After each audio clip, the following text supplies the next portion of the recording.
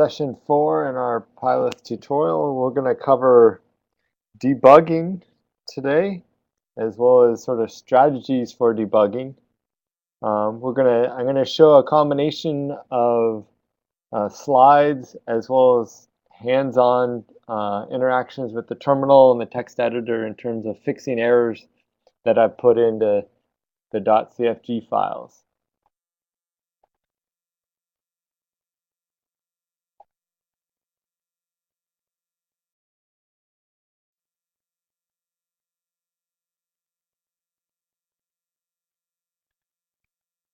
So you should see my desktop now. And so the first thing we'll do is we'll take a look over here at the first thing I want to cover is how do you know what parameters are available when you run PyLith? What are your options for various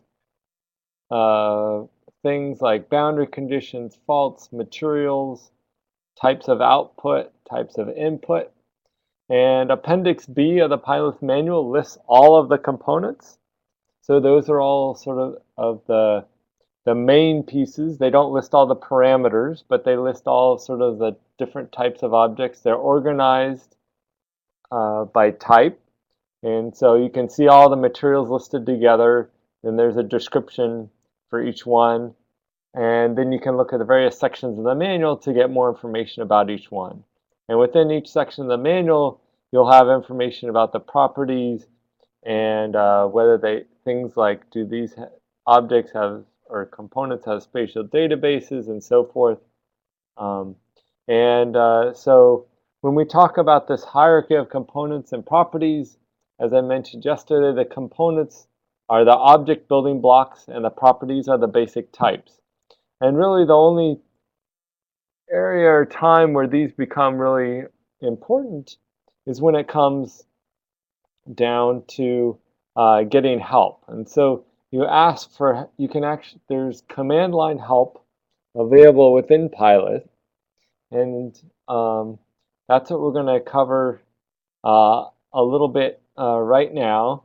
And the first thing I'm going to do is show you how you get a list of all the parameters that are currently set in a PyLith simulation. And that's using this tool called PyLith Info. And what it does is it dumps out all of the parameters, and in verbose mode it gives you a description of those parameters and where they are set. Now it doesn't tell you what is available, it tells you what parameters are currently have been set. So when I showed you that hierarchy yesterday for the step 01 problem in 3D examples hex 8, this is the type of information it was sort of showing. That was in a graph view. This is actually showing all the values. So I'm going to run PyLith info -- verbose step 01.cfg. By default, it'll write out the parameters to a PyLith _parameters.txt file. So down here in my window, I am going to run that command. It dumps the parameters to the text file. So I'll load up what this text file looks like.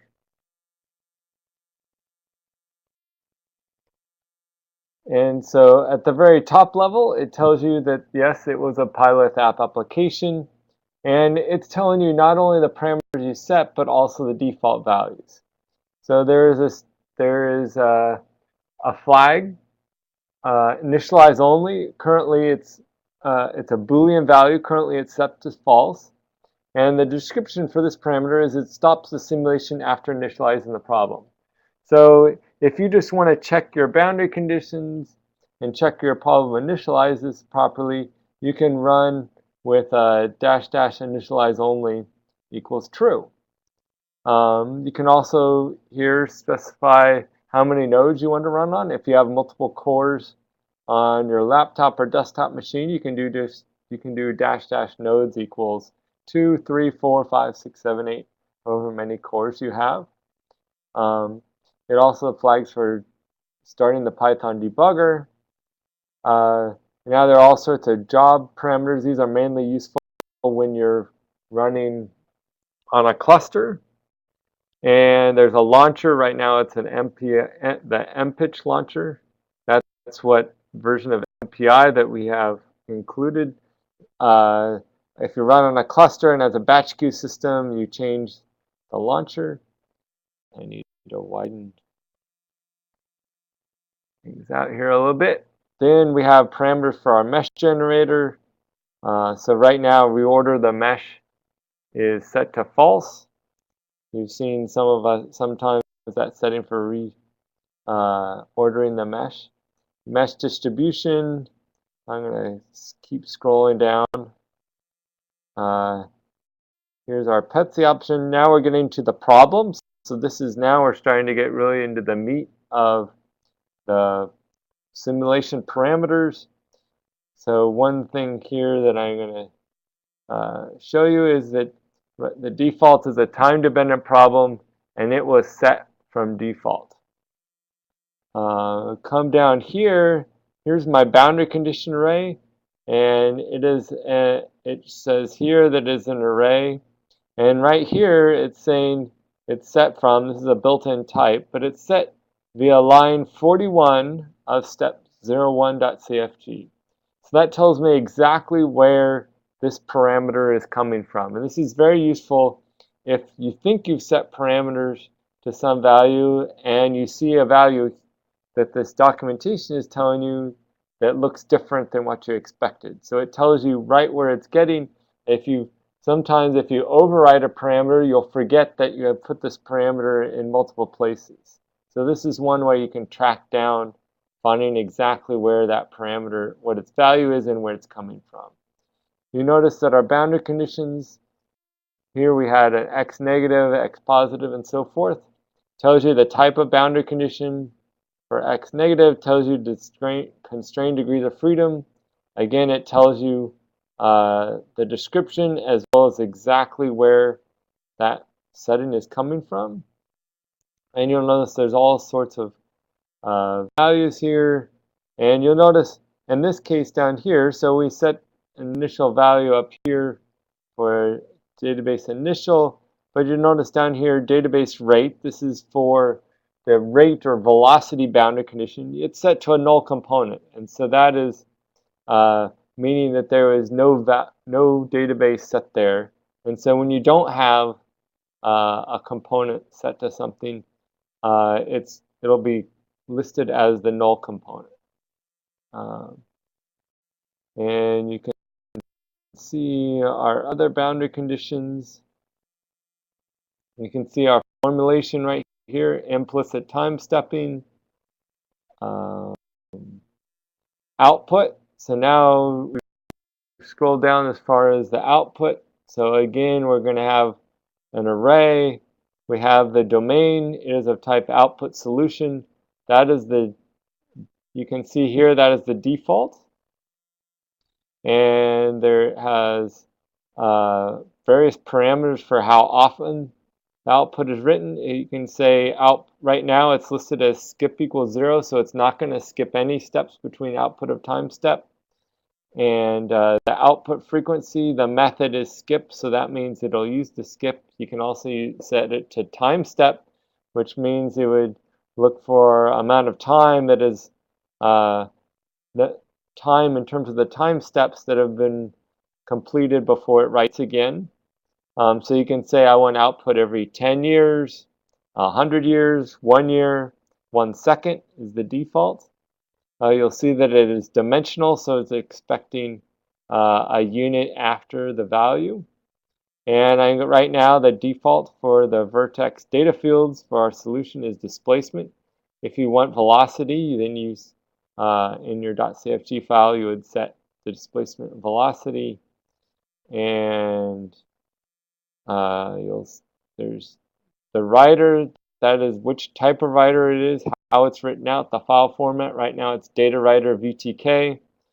The file name output step01.vtk. Now this, with VTK files, the timestamp is appended to the file name, so it'll insert the timestamp here between the 01 and the .vtk. It includes the precision of that timestamp, the time constant, or sort of that is used to normalize that timestamp. That way, if you're writing out things every 10 years, instead of getting the value in seconds, you can get the value in years, and you can give it the exact type of file form or format you want for that timestamp. We also have that subdomain output, so it's going to write it to the output solution subset. It has its label identifier for the subdomain, so face C positive. It has the same types of settings. We also have our just basically what our main solver is. We're using the linear solver. What time stepping we're going to use. The default is time step uniform, so you just set a start time, total time, and a time step. You'll notice here this is given as in seconds. I believe that's 5 years. And you can see fault interfaces, empty bin, so there's no, instead of a null component, we have it's an empty array, so that's an empty bin. And for our materials, you can see our materials and all of their settings. And let's see, we also continue down. You can see the different quadrature, their output normalization. So let's see, let me go up to the normalization. So I'm using the non-dimensionalized quasi-static. So its non-dimensional parameters are length scale, relaxation time, and shear modulus. In dynamic problems with explicit time stepping, we generally rely on things on sort of different, we want to describe the scales differently. Usually we think of terms of frequencies of waves that we're capturing, the length scale, and so there we use I believe it's the minimum period of the wave, the minimum shear wave speed, and I don't remember the other parameter. I think the other parameter may be density that we use. There's also, I mentioned this yesterday, the progress monitor. This is used it outputs how far the simulation has progressed in terms of the number of time steps it's done and when the simulation is expected to be completed based on the number of time steps it's run and how many time steps it thinks it has to run. It'll be written to the progress.txt file. That file name can be changed via parameter, and there's the timestamps that are given in that progress file are in the T units. Currently the default is years, and how often that file is updated. So right now the default is 5%. So every 5% of the progress completion, it'll update. So it'll update after 5% of the way done, 10%, and so on. Schedulers for the batch queue. And so you can see here sort of all the parameters in one single file. Sometimes that's useful, sometimes that's not as useful. Sometimes you just want to drill down and find one specific parameter. So let's switch back over here to the slides. So if we want to sort of start drilling down from the hierarchy at the top, we can use the built-in help within the PyLith itself rather than using PyLith info. So here I'm going to continue to run step 01. So I'm going to do PyLith step 01.cfg. Let's make the terminal one size bigger.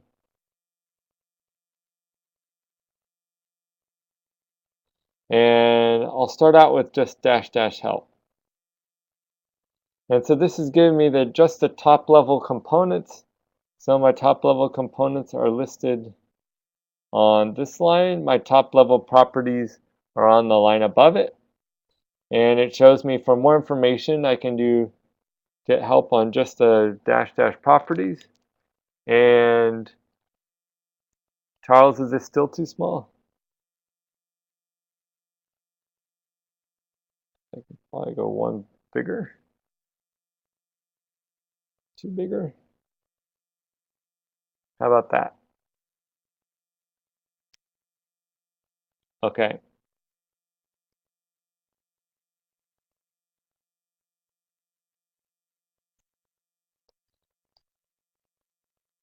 So it says if I want to get out information on just the properties, I can do dash dash help properties. So let's start with that.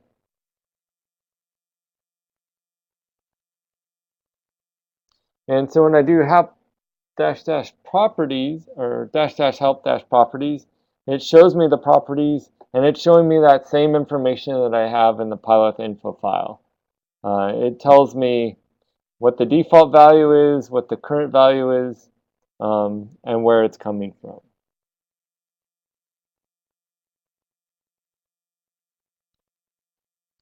So let's drill down a bit. And so let's look at what the parameters were in the time-dependent boundary condition z negative. So I'm going to run, so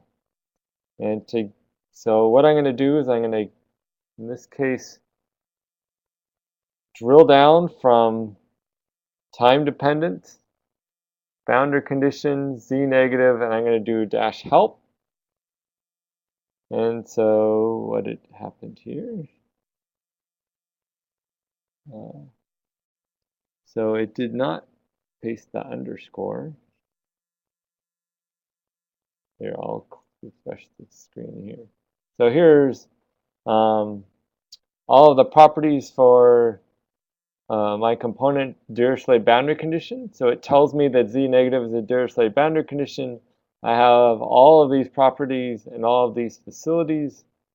So let's do help properties. And so it tells me I'm constraining degree of freedom 2. Degree of freedom 2 corresponds to the third degree of freedom, the z component. Tells me it came from step 01.cfg line 91. And the up direction was 001 from the defaults. The up direction really isn't that useful. In this case, the label is the label identifier for the boundary. The default value is empty. Current value face z negative from step 01.cfg line 92. So let's also look at the components. So instead of help dash properties, I'm going to do help dash components. And so these are the spatial databases that define that time dependence of the boundary condition. All of these except the database initial are null, so they're not contributing.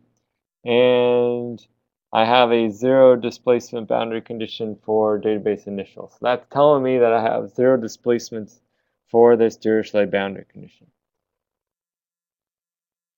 So that gives you an idea of how you can drill down the hierarchy. When you look at your .cfg file, when you see those headings in the square brackets, those are the headings that you use to identify the components. And another one thing I want to show you is in this case, I did time dependent. And time dependent is a type of problem. So I also could have done dash dash problem. And if I start at the very, very top and do help components, when I look at problem here, you'll see that top problem is its current value is time dependent. That's from the default, but it's configurable as time dependent or problem. So it tells you what aliases can be used.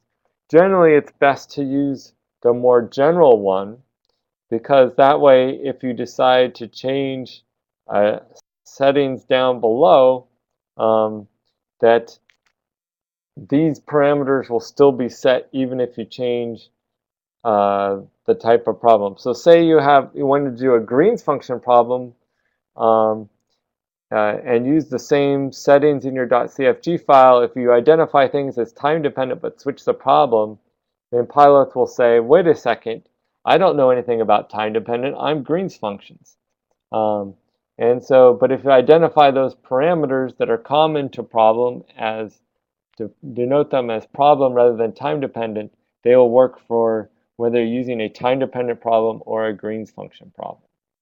And so in our 2D Green's function example, you will see that we have replaced the use of time dependent in our PyLith app.cfg file with a problem for identifying the components and settings for the problem type. Are there any questions related to using the command line help and PyLith info?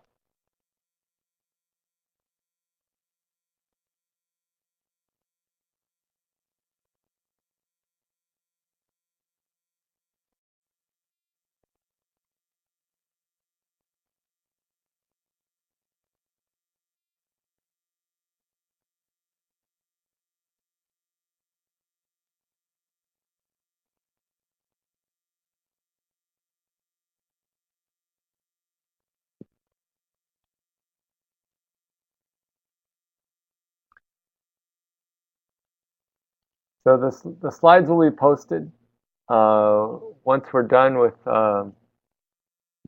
the presentation. And this one's a lot more interactive, so I wanted to, and the debugging slides also include all the answers. So I wanted to refrain from showing all the answers before we actually fix the bugs.